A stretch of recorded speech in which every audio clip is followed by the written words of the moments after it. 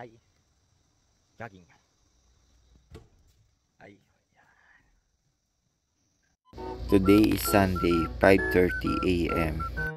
Dahil araw ngayon ng linggo, naisipan kong mag-exercise at mag-scooter gamit ang aking electric scooter. i-scooter muna tayo. Let's go! Dahil nasanay ako ng panggabi ang trabaho, hindi ako makatulog ng gantong oras. Kaya naisipan kong lumabas na lang muna at mag-enjoy. Sa mga oras na to, medyo madilim pa ang kalangitan. Ang masaya lang dito kasi sa lugar namin, pag kantong araw at kantong oras, wala masyadong sasakyan. Kaya malaya akong makapag-ikot-ikot gamit ang scooter.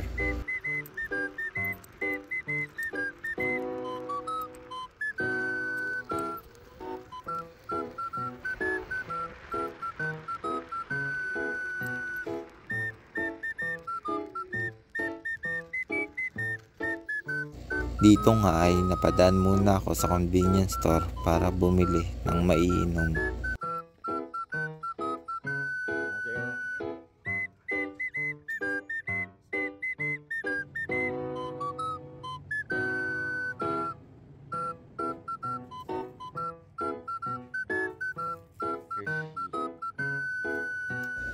At ito, tamang tambay lang muna.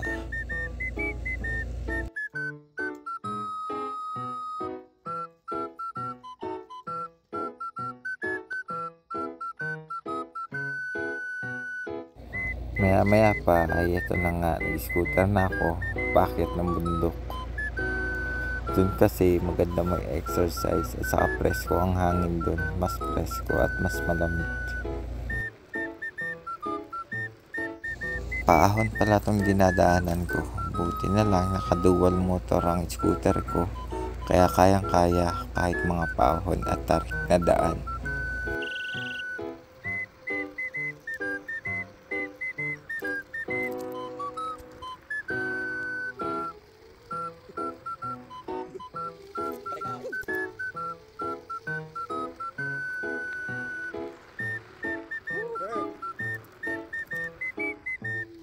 At nandito na pala ako. Ito pala ang soccer field. Naabutan ko may naglalaro dito. Kaya naman, doon ako sa kabila.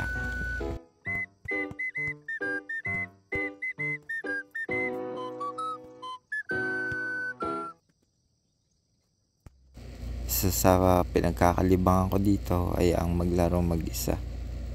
Mas komportable kasi ako pag ganito. Hindi kasi ako sanay ng maraming tao. Bilang isang introvert na tao, mas gusto ko yung laging ganito lang nag-iisa.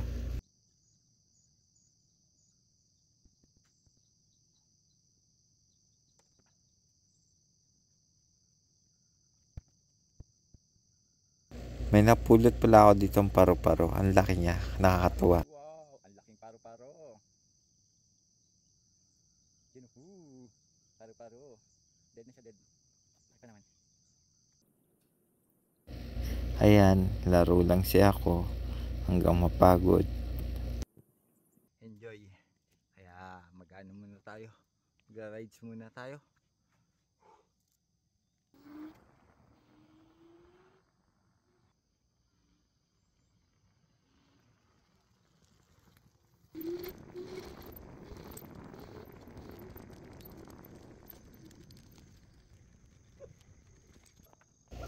Ang saya ng tanawin dito, overlooking. Nakakawala ng stress, lalo na pag umaga. At ito na nga, pauwi na ako. Bilang OFW, libangin natin mga sarili natin kahit sa mga maliliit na bagay lamang. Kasi hindi naman natin kailangan gumastos ng malaki para maging masaya.